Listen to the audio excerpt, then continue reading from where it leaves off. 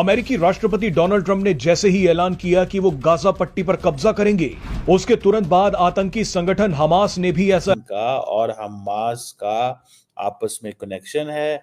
और देखें जनाब, हमास का मौजूद होना कश्मीर के अंदर और वहां पे जाके 5 फरवरी को कश्मीर सॉलिडारिटी डे मनाना, ये बेसिकली देखें जनाब, ये सो कॉल्ड प्रेसिडेंट की सुना था। पहले यूएई में भी धक्के खाता रहा कि पैसे मिल जाएंगे, नहीं मिले तो ये चाहने चला गया कि हो सकता है यहां से भीख मिल जाए। और मजे की बात क्या थी, मैं सारी जो बाकी की न्यूज है वो तो बाद में शेयर करेंगे कि यहां पर करने क्या है। सबसे मजे की बात ये थी है कि इस कोर्ट की तरफ से नेतन्याहू और इजराइल के खिलाफ ये इन्वेस्टिगेशन की जा रही थी कि वहां पर गाजा में जो कुछ हुआ है उस पर वॉर क्राइम्स कहा गया। तो ऐलान कर दिया जिसने भारत को हिला दिया है। हमास ने पाकिस्तान के आतंकियों के साथ हाथ मिला लिया है। हमास ने पीओके में खड़े होकर भारत के खिलाफ मोर्चा खोलने की तैयारी कर दी है।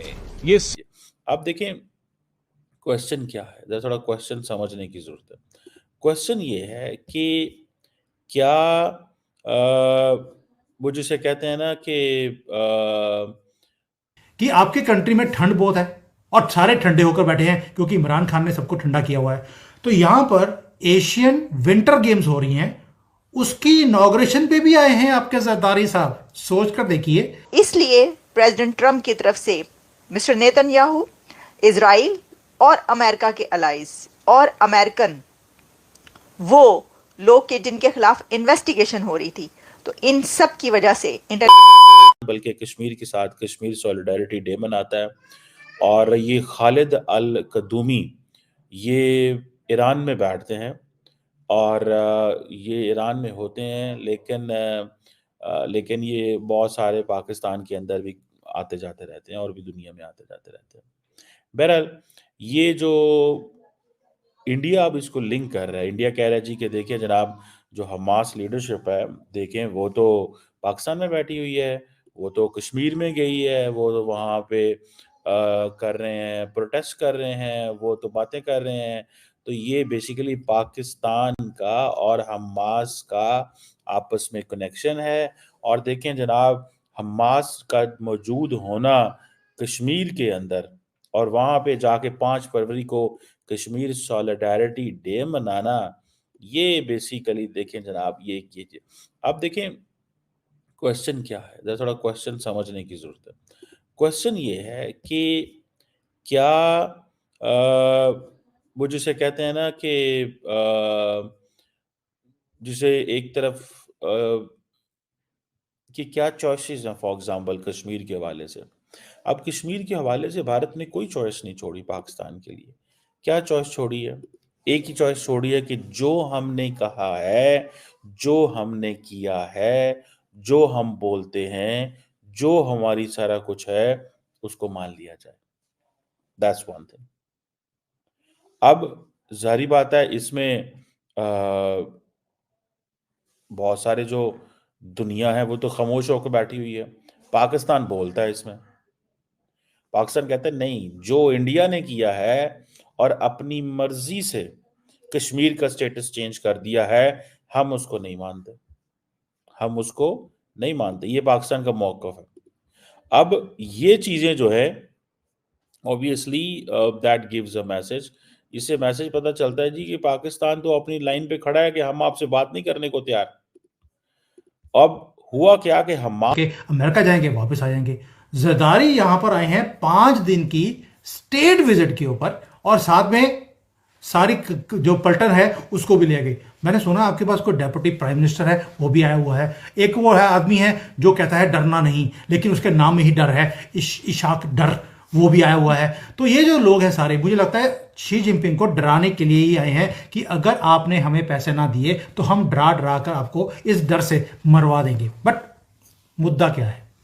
जो स्टेटमेंट आई है आपके प्रेसिडेंट, सो कॉल्ड प्रेसिडेंट की सुना था। पहले यूएई में भी धक्के खाता रहा कि पैसे मिल जाएंगे, नहीं मिले तो ये चाहने चला गया कि हो सकता है यहां से भीख मिल जाए।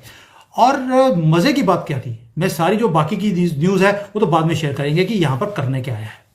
सबसे मजे की बात यह थी कि आपके कंट्री में ठंड बहुत है और सारे ठंडे होकर बैठे हैं क्योंकि इमरान खान ने सबको ठंडा किया हुआ है। तो यहां पर एशियन विंटर गेम्स हो रही हैं, उसकी इनॉग्रेशन पे भी आए हैं आपके जरदारी साहब। सोच कर देखिए, शायद सुनने वालों को पता भी नहीं होगा कि एशियन विंटर गेम्स नाम की कोई चीज होती है।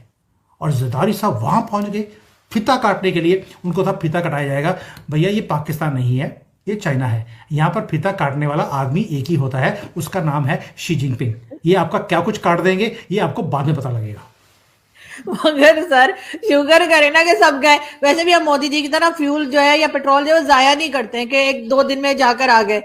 हम जाते हैं तो हम फिर 2-4 दिन वहां रुकते हैं, उसके बाद वापस आते हैं। मुझे पता लगा है कि अब तो आपने फ्यूल खर्चना भी बंद कर दिया है। अब तो गधों की दुकान से अब बैठकर आप वहां पे गधों में जाते ताकि फ्यूल बची जाए। क्योंकि देखिए ऐसी होता है, बड़े बड़े कंट्रीज में नई नई चीजें होती रहती है। और मजे की बात एक और बताता हूं आपको, चाइना के अंदर मैंने पाकिस्तानियों की दुकान खुली है, देखी है, उस पर लिखा है खोते दी दुकान क्योंकि खोता मिलता है वहां पर, खोते खाने के मिलते हैं, खोते दी दुकान वो लिखा हुआ वहां पे। मैं तो हैरान रह गया कि कितने गर्व से बोल रहे हैं खोते दी दुकान। अरे सर आपको वो फोटो अमेरिका के अंदर एम्प्लॉयज को ये कहा है कि वो रिजाइन कर दें और 40,000 से ज्यादा एम्प्लॉयज रिजाइन करने के लिए तैयार हैं। 50 स्टेट्स में ट्रम्प के खिलाफ मुजाहरे हुए हैं। तो आइए ज़रा इसके ऊपर वन बाय वन बात किए लेते हैं कि ये हो क्या रहा है। सबसे पहले हम आपको ये बताते हैं कि प्रेसिडेंट ट्रम्प ने एक एग्जीक्यूटिव ऑर्डर साइन किया है और उस एग्जीक्यूटिव ऑर्डर के साइन करने के बाद ये अनाउंस कर दिया गया है कि अब इंटरनेशनल क्रिमिनल कोर्ट पर सैंक्शंस लगाई जा रही हैं। इंटरनेशनल क्रिमिनल कोर्ट पर सैंक्शंस लगाने की वजह यह है कि इस कोर्ट की तरफ से नेतन्याहू और इजराइल के खिलाफ ये इन्वेस्टिगेशन की जा रही थी कि वहां पर गजा में जो कुछ हुआ है उस पर वॉर क्राइम्स कहा गया। तो इसलिए प्रेसिडेंट ट्रम्प की तरफ से मिस्टर नेतन्याहू, इजराइल और अमेरिका के अलाइज और अमेरिकन वो लोग के जिनके खिलाफ इन्वेस्टिगेशन हो रही थी, तो इन सब की वजह से इंटरनेशनल क्रिमिनल कोर्ट पर सैंक्शंस लगा दी हैं ट्रम्प ने। On Thursday, signed an executive order imposing sanctions on the International Criminal Court over investigations of Israel, our close ally. और आपको याद होगा कुछ दिन पहले हमने इसके ऊपर प्रोग्राम भी किया था कि इंटरनेशनल क्रिमिनल कोर्ट ने ये कहा था कि गजा के अंदर जो कुछ हुआ है उसको देखा जाएगा, इन्वेस्टिगेशन हो रही है और उसके खिलाफ अरेस्ट वारंट भी जारी कर दिए गए थे। जिस वक्त नेतन्याहू ट्रैवल कर रहे थे और अमेरिका आ रहे थे, उस वक्त भी कहा जा रहा था कि ये जिस भी कंट्री में उतरते हैं अमेरिका के अलावा तो हो सकता है कि वहाँ पे उनको गिरफ्तार कर लिया जाए। मैंने आपको तब भी ये कहा था कि जो लोग ये कह रहे थे कि ये जो हुआ है इसके खिलाफ नेतन्याहू को गिरफ्तार किया जाएगा, ऐसा नहीं हो सकेगा, ऐसा नहीं होगा, ऐसा नहीं हुआ। और अब सैंक्शंस लगा दी गई हैं इंटरनेशनल क्रिमिनल कोर्ट पर कि आप ऐसा कैसे कर सकते हैं।